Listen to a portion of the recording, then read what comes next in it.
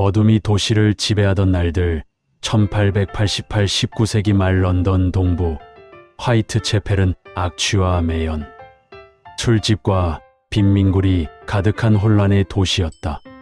1888년 8월 31일 새벽 3시 40분, 한 마부가 도로 옆에 쓰러진 여인의 다리를 발견한다. 그녀는 매춘부 메리 앤 니콜스였다. 목은 거의 절단 직전까지 베었고 복부는 깊게 찢겨 장기가 일부 노출된 상태였다.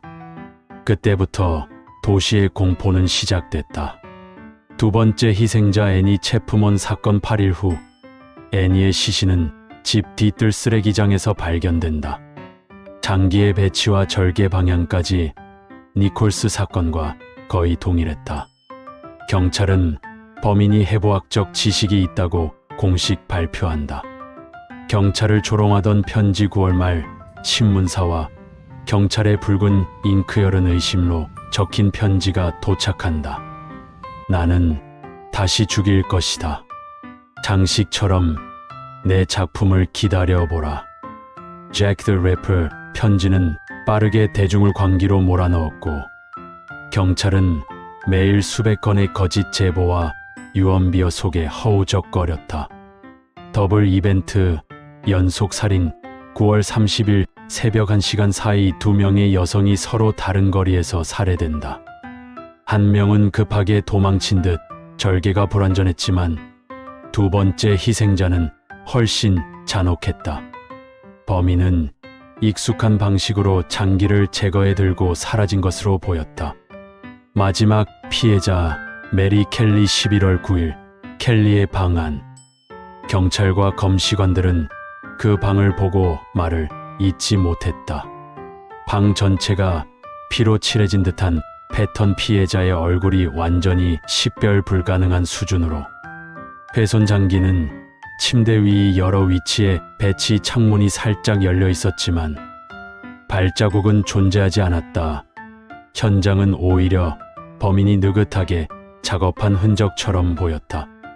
미해결 이후 잭 더 리퍼는 도시 구조, 순찰 시간, 골목 어둠까지 너무 잘 알고 있었다. 목격자는 있었지만 얼굴을 명확히 본 사람은 단 한 명도 없다. 당시 경찰의 감식 기술 DNA 분석 부재는 결정적인 단서를 소멸시켰다. 130년이 넘게 수백 명이 용의자로 거론됐지만 누구도 확정되지 않았다. 맨체스터 운하 살인사건 애니 체프먼의 마지막 12시간. 이 사건은 잭 더 리퍼의 두 번째 피해자와 이름이 같지만 전혀 다른 현대 사건입니다. 2010년 11월 2일 아침, 맨체스터 중심가에서 3km 떨어진 로치데일 운하에서 산책하던 남성이 물에 떠 있는 여성 시신을 발견한다. 그녀는 38세의 애니 체프먼. 전날까지 직장 동료들과 티타임을 하며 평범한 하루를 보냈다. 사라지기 직전 상황 동료들은 입을 모아 말했다. 애니는 누군가의 전화를 받고 표정이 굳어졌다. 밖으로 나가더니 돌아오지 않았다. 그녀의 휴대폰 GPS는 오후 7시 12분에 갑자기 꺼진다. 그 위치는 맨체스터 시내의 한 버려진 공장 근처였다. 지신 상태 부검 결과는 충격적이었다. 목에 깊은 압박 흔적, 손톱 사이에 섬유질, 범인의 옷으로 추정 몸에는 방어은이 거의 없음. 즉, 신뢰하던 사람 혹은 뒤에서 기습당한 가능성이 매우 높았다. CCTV 속 까만 코트의 남자. 사건 당일 6시 48분. 애니가 마지막으로 포착된 화면에서 멀리서 검은 코트를 입고 가만히 그녀를 바라보는 남성이 있었다. 경찰은 그 영상을 여러 번 확대했지만 얼굴은 그림자 속에 완전히 숨어 있었다. 가장 중요한 단서, 금발 머리카락. 운하 주변 풀숲에서는 애니와 색이 전혀 다르게 생긴 짧은 금발머리가 발견되었다. DNA는 존재했지만 영국 범죄자 데이터베이스에는 일치하는 사람이 없었다. 경찰은 이것이 의도적 흔적일 수도 있다고 본다. 범인이 일부러 자신과 관련 없는 증거를 흘린 것이라는 주장이다. 미해결 이후 주요 용의자 2명 전 애인, 직장 상사은 모두 완벽한 알리바이를 제시했다. CCTV 속 남자의 정체도 규명되지 않았다. DNA는 있으나 매칭 대상이 없다는 것이 사건을 지금까지 암흑 속에 묶어놓고 있다. 소머턴 버스 종점에 여인 라벨이 지워진 여자 1972년 초겨울 런던 소머턴 버스 종점에서 운전기사는 마지막으로 내린 승객을 확인하다 이상하리만큼 단정하게 죽어있는 여인을 발견한다. 현장 상황 그녀는 벤치에 등을 기대고 앉아 있었다. 눈을 감고 있지만 표정은 고통이 없다. 마치 누군가 잠든 사람을 정확한 자세로 놓아둔 것 같았다.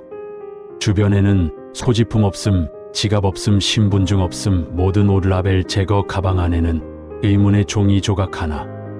종이에는 A47VQX라는 6글자 알파벳 숫자 조합이 적혀 있었다. 본 영상의 결말이 재미있을 것 같으면 구독과 좋아요 부탁합니다. 부검 결과 타인은 고도로 특수 조제된 신경작용계 독성 물질 의심. 하지만 입, 혀, 식도에는 약물 흔적이 전혀 없다. 경찰은 전문가 의견에 따라 피부 흡수 혹은 기체 형태 가능성을 제기했다. 즉, 일상적 범죄가 아닌 전문적 작업을 의미했다. 마지막 목격자 버스 기사는 이렇게 증언했다. 그녀 뒤에서 한 남자가 계속 지켜보고 있었다. 하지만 그녀가 내릴 때는 사라졌다. 남자는 키가 크고 검은 코트 회색 장갑을 착용하고 있었다. 그 후 이 남자는 도시 어디에서도 포착되지 않았다. 정보부 개입, 여인의 지문을 영국 경찰청의 마이오 해외 정보기관에까지 조회했지만 어느 나라에서도 신원이 나오지 않았다. 그녀는 어디에도 존재한 적 없는 사람이었다.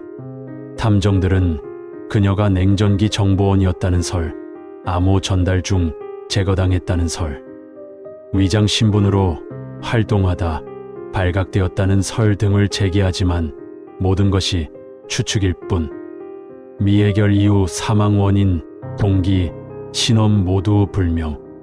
증거를 조직적으로 제거한 흔적이 있어 개인 범죄가 아니며 조직적 배후가 있다는 설이 가장 유력하지만 명확한 결론은 없다. 스티븐 스마일리 절벽 추락 사건, 바람이 삼킨 목격자 없는 살인, 1998년 9월 도버의 절벽 아래에서 스티븐 스마일리 47의 시신이 발견된다. 초기 신고는 추락 사고였다. 하지만 부검에서 뒤통수 강한 타격, 팔꿈치, 손목의 방어은 추락 각도가 자연스럽지 않은 점. 이 밝혀지며 사건은 살인으로 전환된다. 사건 당일 스티븐은 직장을 조기 퇴근하며 누군가와 격한 통화를 했다. 동료는 통화 중 그가 오늘로 끝내겠다. 내가 따라오든 말든 라고 말하는 걸 들었다. 그는 차를 몰고 절벽 주차장에 도착한다. 그러나 그날 CCTV는 강풍으로 방향이 밀리며 아무것도 찍히지 않았다. 단 절벽 등산객 한 명이 두 사람이 언쟁하는 목소리를 들었다고 증언했다. 하지만 언어, 성별, 얼굴 등 어떤 것도 확인하지 못했다. 구두 발자국 현장 주변엔 남성 신발 사이즈 9.5, 영국에서 거의 팔리지 않는 독일 브랜드 신발 발자국이 남아 있었다. 스티븐은 그런 신발을 신지 않았다. 경찰은 해당 브랜드 수입 기록을 모두 조사했지만 그 시기 수입된 제품은 단 7켤레뿐. 그러나 구매자는 끝내 특정되지 않았다. 미해결 이후 현장 CCTV 없음 목격자는 말다툼, 소리 외엔 기억 없음 사건 직전 스티븐이 받았던 전화는 발신자 정보가 삭제됨. 신발 구매자 추적 실패 스티븐이 누구와 만나 있었는지는 지금도 완전한 미궁이다. 흥미롭고 재미있었다면 좋아요와 구독 부탁합니다.